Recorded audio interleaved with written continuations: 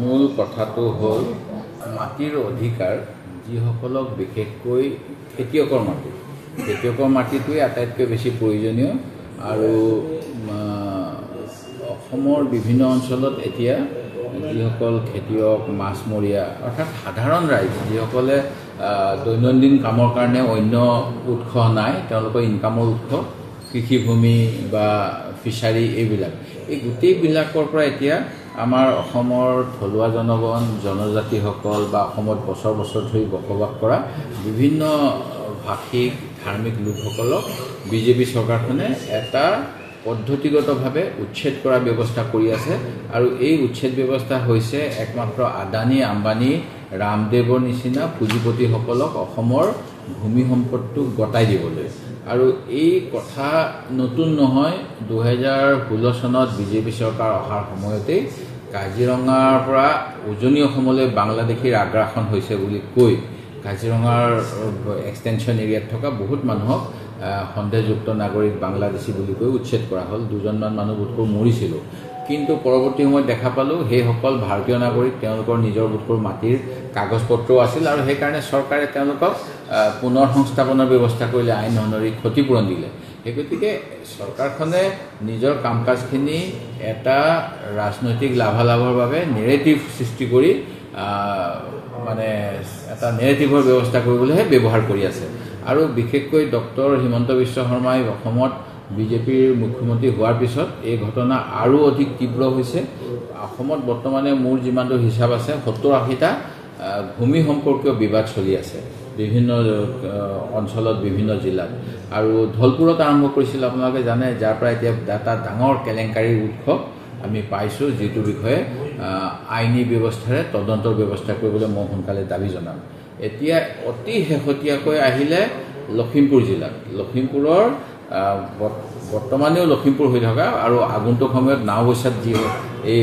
অঞ্চলটো অন্তৰ্ভুক্ত হ'ব তাৰ ৰামচালি খ্ৰীষ্টান বস্তি এঙাৰখোৱা হেনচোৱা আদি বিভিন্ন গাঁৱত মাত্ৰ 4টা দিনৰ নটিচ দি পেলাই অসম ভূমি আৰু ৰাজহ আইন 1886ৰ এখন নটিচ দিছে তাৰপৰা কৈছে যে আপোনালোকে উঠি যাব লাগে কিন্তু এই আইনখনতেই আছে যে আমি যিকোনো মানুহক উচ্ছেদ কৰিলে তেওঁলোকক পুনৰ সংস্থাপনৰ ব্যৱস্থা কৰি দিব লাগে অল্টাৰনেটিভ কি একমডেশ্যন আছে চাব লাগে আৰু এই ক্ষেত্ৰত আমাৰ যি ন্যায় ব্যৱস্থাই জনগণক সুবিধা দিবলৈ বহুতখিনি ইতিমধ্যে ব্যৱস্থা কৰি দিছিলে অজয় মাকেন আৰু দিল্লী ভাৰত চৰকাৰৰ 2019 চনত গোচৰত ৰায় দিছিল যে দখল অকৰ্তৃত্বশীল হ'লেও উচ্ছেদৰ সময়ত যথাযথ প্ৰক্ৰিয়া মানৱীয়তা বজাই জাননী আৰু পুনৰ সংস্থাপনৰ পৰিকল্পনা কৰিব লাগিব দ্বিতীয়তে সুদামা সিং বনাম দিল্লী চৰকাৰৰ 2010 চনৰ এটা ৰায়দান আছে য'ত কৈছিল যে বিকল্প ব্যৱস্থা নকৰাকৈ জীৱনৰ অধিকাৰৰ ওপৰত পৰিব পৰা প্ৰভাৱৰ মূল্যায়ন নকৰাকৈ প্ৰান্তীয় সম্প্ৰদায়ক উচ্ছেদ কৰিব নোৱাৰিব প্ৰান্তীয় সম্প্ৰদায় মানে যিবিলাকৰ খুব মানে অৰ্থনৈতিক বা সামাজিকভাৱে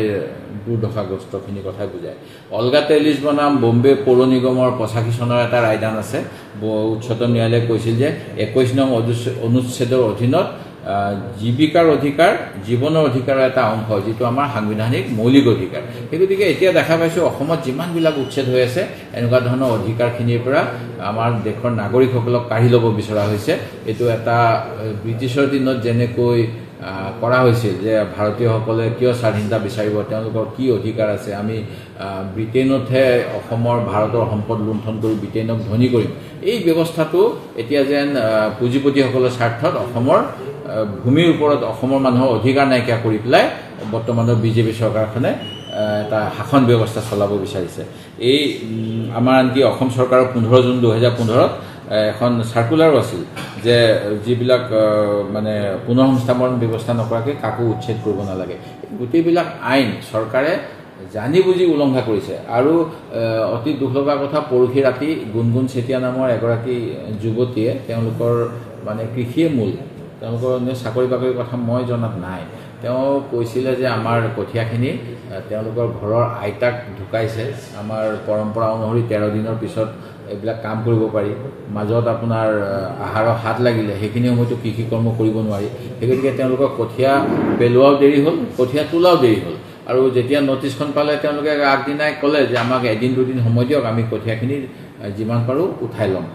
তেওঁ ৰাতিলৈকে, যিটো অতি ভয়াৱহ অৱস্থা, ৰাতি পথাৰত সাপ বেং ভেকুলী কি থাকিব পাৰে ঠিক নাই, বিষাক্ত